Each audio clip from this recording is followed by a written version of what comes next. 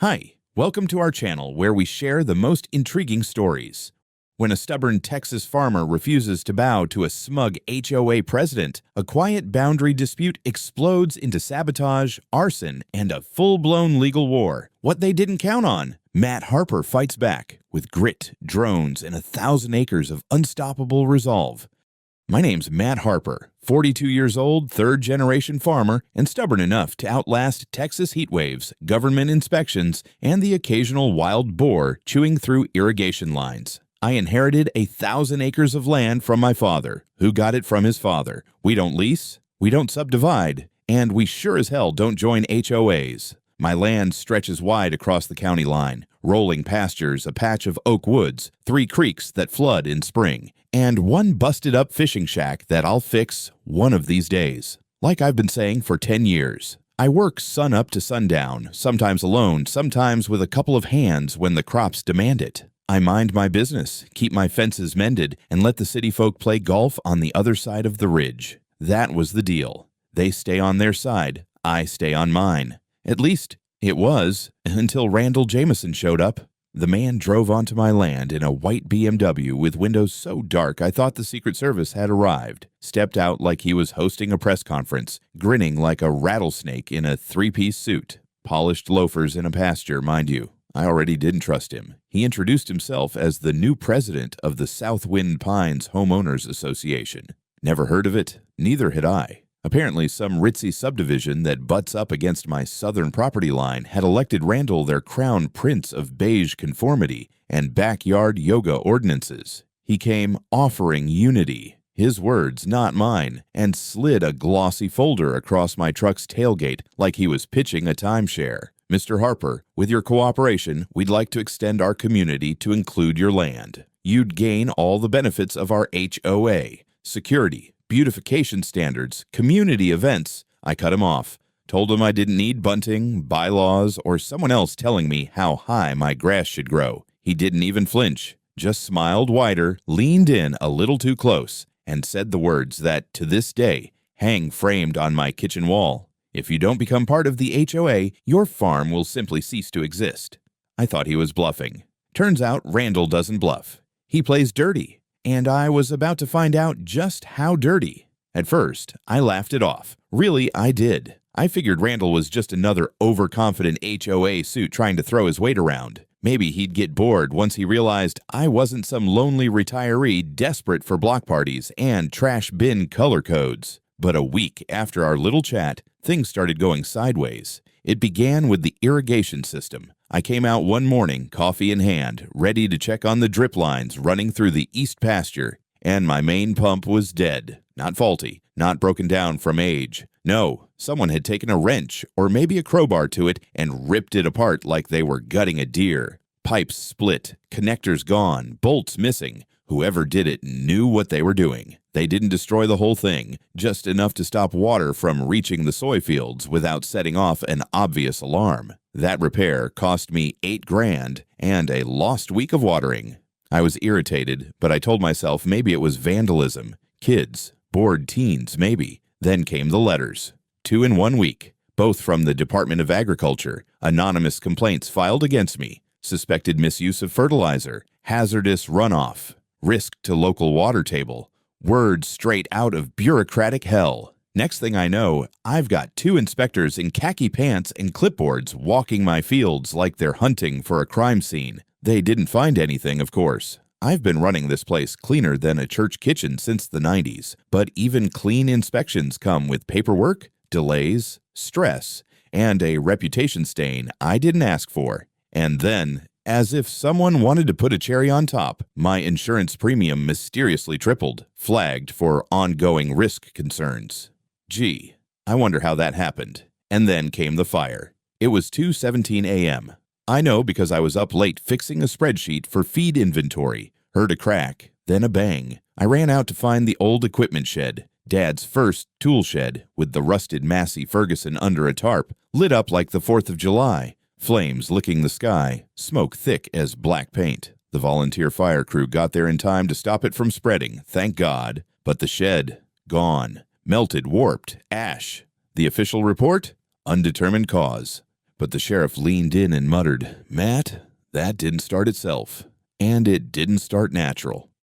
This wasn't petty anymore. This was a pattern. And someone who didn't like hearing no, was trying to bleed me dry from the shadows. But here's the thing. I'm not built to be bled out. I don't fold. I patch up the holes, tighten my boots, and plant twice as deep. And right about the time I was patching fences and rechecking locks, I noticed something else, something that didn't make sense. Little signs, literally. Down by the southern fence line, where the fields brush up against that cookie-cutter neighborhood, I spotted a few metal boundary markers, fresh paint, HOA logos, installed at odd angles, as if someone had quietly redrawn my property line while I wasn't looking. That's when it hit me. This wasn't just sabotage. This was encroachment. They weren't just trying to pressure me into joining them. They were moving in already, as if I didn't exist. And I knew. It was time to measure what was mine. The next morning, I called up Tommy Delgado, a licensed surveyor who'd done work for my dad back in the day. Still had the same beat-up Ford, still wore his Texas Longhorns cap backward like a teenager. He showed up with a drone GPS rig and a half smile that said, "Let's see what they messed up." We started at the old markers, original stone posts buried in concrete from my grandfather's time. Tommy checked the deeds, the historical surveys, even pulled archived county maps from a thumb drive like some kind of digital cowboy. And then he got quiet. Real quiet. I hate that kind of quiet. Finally, he looked up and said, "Matt, you ain't gonna like this. Rough math says they're about 300 acres deep into your land." I blinked. "What do you mean deep?" "I mean clubhouse, pond, parking lot, walking trails, part of 6 homes.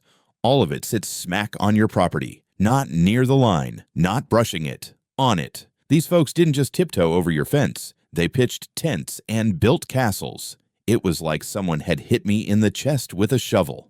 I couldn't believe it. For years, while I was busy running a real business with tractors and cows and drought-resistant corn, these HOA folks had been quietly inching over the line. I hadn't noticed because the southern stretch of my land was more pasture than plowed, mostly left wild, just deer trails and a couple old oaks. They must have figured I'd never bother checking, that I was too busy, too country, too unaware. I drove straight to the edge of the encroachment, parked at the top of the ridge, and stared down at their gleaming monument to entitlement, manicured lawns, a damn sauna with Bluetooth speakers, children playing by a pond that by every square foot of record belonged to me. They'd literally built their HOA paradise on my land. Now look, land disputes happen, property lines get fuzzy, but you don't build 6 houses, a clubhouse, a pond, and pave a parking lot without knowing where the hell the line is. This wasn't an accident. This was orchestrated. And guess who I saw walking out of that clubhouse like he was Caesar returning from conquest? Randall Jameson. In loafers again, holding a clipboard. I honked once. He turned, squinted, and gave me a lazy wave like we were old pals. Then, get this. He pointed to my truck and made a circle with his finger, mouthing, "Please don't park there, Matt. HOA traffic zone." I swear, I almost drove straight through their bougie mailbox row. Instead, I got out, walked down, calm, straight shoulders. "Randall," I said, "we need to talk." He flashed that smug grin. "About what?" I handed him a printed map, Tommy's overlay of my deed lines and their construction. "This isn't just bad surveying. You've built your kingdom on my land." Randall didn't even blink. He looked at the map, tilted his head, then folded it neatly and tucked it into his vest pocket like a dinner menu. "Well," he said, "you should have spoken up sooner." Then he leaned in real close, like he wanted to whisper a bedtime story. "Look, Matt, if you start making noise about this, we'll have the county reclassify your southern acres as abandoned rural parcel.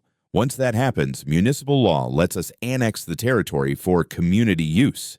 We've got lawyers. We've got friends on the zoning board. We are the future. You're dust." That was the moment I realized what I was facing wasn't just arrogance. It was a calculated land grab. HOA style. And that night, standing on my own porch holding a deed that said I owned that pond and those houses and that sauna, I made a decision. No more warnings, no more neighborly chats. It was time to fight. And I was going to fight like a man with 3 generations of dirt under his fingernails. Because this land was mine. After Randall's threat, I spent exactly one sleepless night staring at the ceiling, my fists clenched like I was ready to wrestle the drywall. I've dealt with coyotes, droughts, busted harvests, and even an IRS audit once, but nothing prepared me for the smug gall of a man who thought a sauna gave him more legal standing than a deed. So I started prepping, not for court, not yet, for war.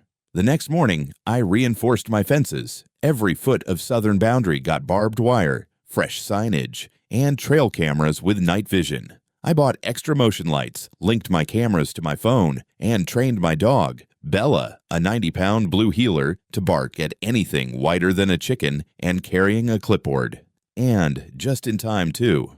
2 nights later, my phone pinged at 3:48 a.m. The cameras caught 2 masked men slicing through my southern fence line. They didn't even try to be subtle, just hopped through, snuck along the tree line, and disappeared into the HOA zone. I called the sheriff. They showed up an hour later, took a report, said they'd keep an eye out. Right. The next morning, I found my entire south pasture gate hanging off its hinges, clean cuts through the steel bolts. And one of my cows, Lulu, my prize milker, was lying motionless, foam at her mouth. Vet said it was intentional poisoning. Something slipped into the water trough. She barely survived. I didn't sleep for 2 days, hand-fed her with a bottle while fire danced behind my eyes. And then, as if Randall wanted to make his message even clearer, it got worse. On the 3rd day, I woke to the smell of burning diesel. My John Deere seeder was on fire. Someone had lobbed a glass bottle filled with gasoline and a dirty rag through the barn window. The Molotov cocktail melted $80,000 worth of machinery in under 10 minutes. And on the wall, spray painted in bold white paint like some HOA battle cry,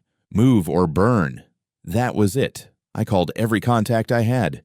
My cousin who worked with a legal co-op in Houston, an old buddy from school who flew mapping drones, a journalist I once helped during a wildfire. I didn't just go for help, I launched a counteroffensive. See, I know how these people operate. They smile. They hold pancake breakfasts. But under that is control, the HOA cult of uniformity. If you don't fit the mold, they'll squeeze you until you either conform or collapse. Not me.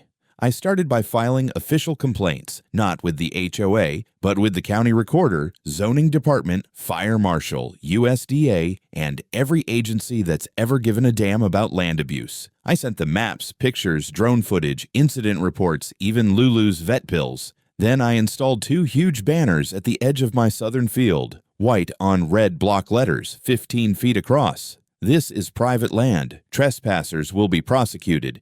You are not in the HOA. You are in Texas. Randall drove by that afternoon, rolled down his window, smiled. "You're escalating things, Matt." I smiled right back. "No, Randall, I'm just matching your energy." Later that week, I heard from one of my hands that HOA members were whispering about legal land transition and community safety threats. They were preparing a public campaign to have my southern land declared neglected, so the county could seize it via eminent domain and protect their development.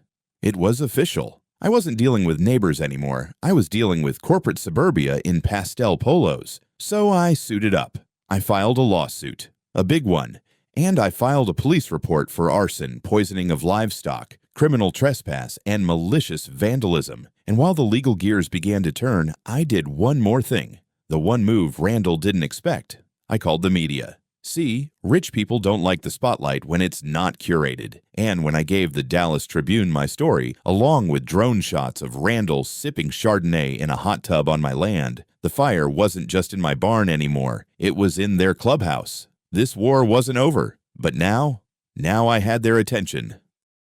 I've never been much for paperwork. I don't enjoy suits, I don't talk in legalese, and my idea of a good day involves diesel dirt and maybe a cold beer on the porch. But I also know this. You don't bring a garden rake to a gunfight. Randall and his HOA may have lawyers and zoning board cronies, but I had something they didn't. Facts, firepower, and a whole lot of pissed-off motivation. So I lawyered up. I hired Paige Monroe, a no-nonsense property rights attorney from Austin. She showed up in boots and a blazer, hair in a bun, and eyes like twin hunting rifles. After hearing my story, she didn't ask if we had a case. She asked how big. I wanted to make it. We got to work.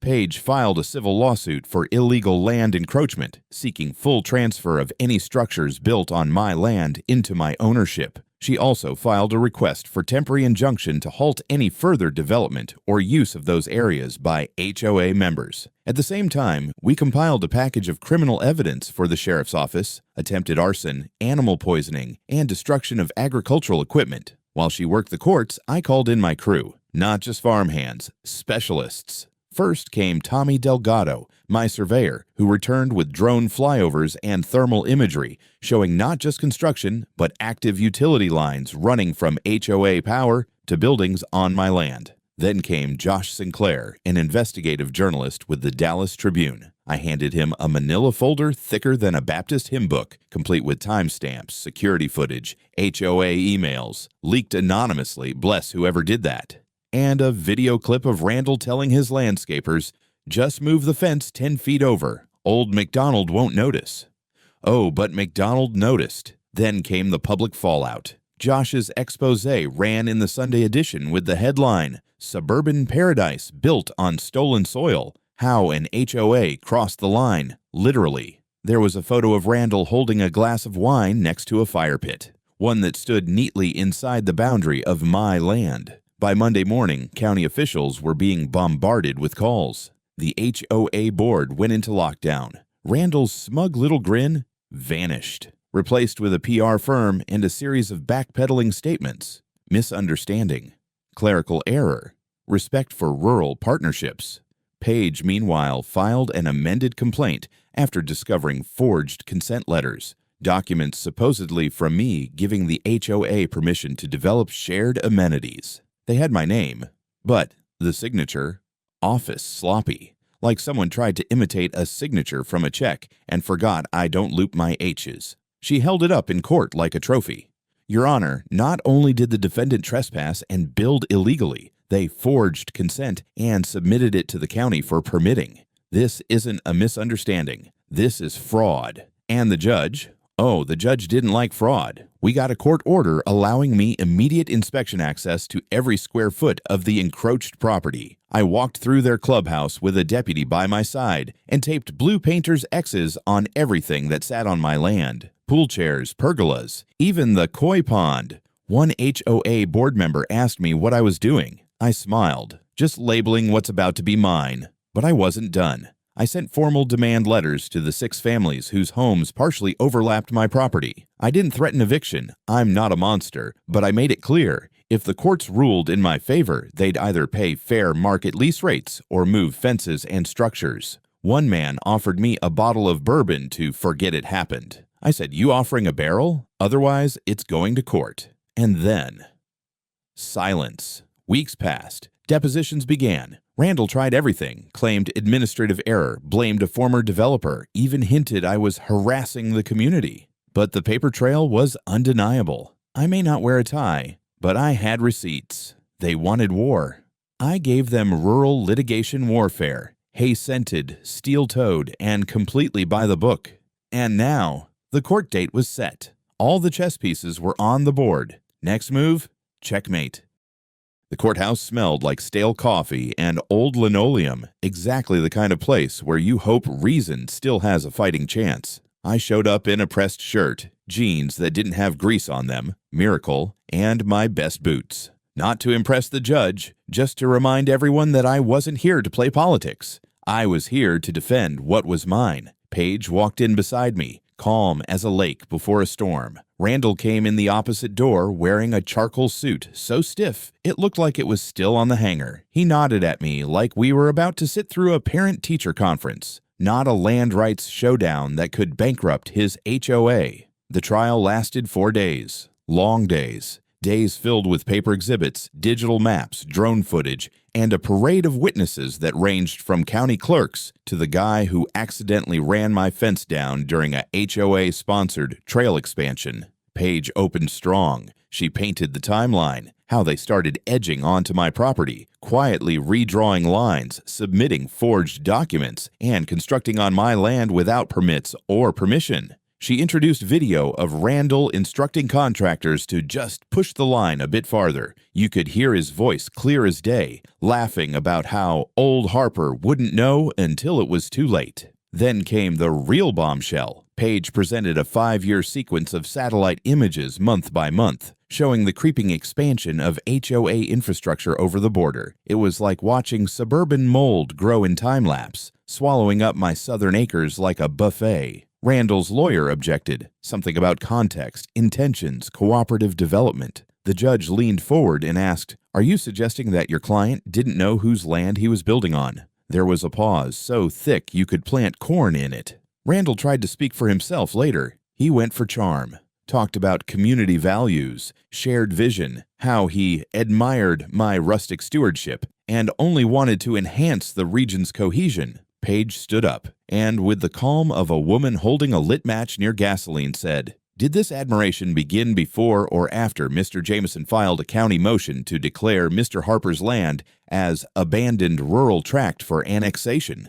Cue silence. The crowd, yes, there was a crowd by now, locals and reporters alike, shifted in their seats like they smelled something foul. Then I took the stand. I told them what it was like, waking up to sabotage, watching my cow nearly die, seeing 30 years of peace on my land dissolve into fence cutting, fire, and fake paperwork. I didn't shout, didn't cry, just laid it out like I was reporting on a bad harvest. When Page asked me, "Why fight this so hard?" I said, "Because when someone tries to take your land without asking, you don't compromise. You plant your feet and say, 'This far, no further.'" The jury deliberated for just under 2 hours. When they came back in, their faces were set. The foreman stood and read the verdict. In favor of the plaintiff, Matthew Harper, on all counts. I didn't cheer. I didn't gloat. I just exhaled like I'd been holding my breath for 4 damn months. The judge's ruling was even better than we'd hoped. Full transfer of all HOA-built structures on my land into my ownership, effective immediately. A $1.2 million fine levied against Southwind Pines HOA for property damage, illegal construction, and emotional distress. Randall Jameson convicted on 3 counts: criminal trespass, falsification of documents, and attempted fraud, 3 years probation, 10-year ban from any HOA leadership roles. I glanced over at Randall. His face had finally lost that smug showroom shine. He looked like a man who had just realized he bet the house and lost the land beneath it. Page leaned in and whispered, "Told you justice still works, especially when you bring a drone." Outside the courthouse, a crowd had gathered. Journalists, neighbors, even a few quiet HOA members who gave me sheepish nods. One woman from Lot 17 actually handed me a homemade pie and said, "I didn't know, Mr. Harper. I really didn't. I'm sorry." I took the pie. I'm not petty, but I did tell her that rent invoices would be arriving soon. Victory, as it turns out, tastes like apple crumble. But I wasn't done yet, because if they thought I was going to just walk away with a signature and a settlement, they hadn't met my kind of farmer. I had one more move left, and it was going to make history.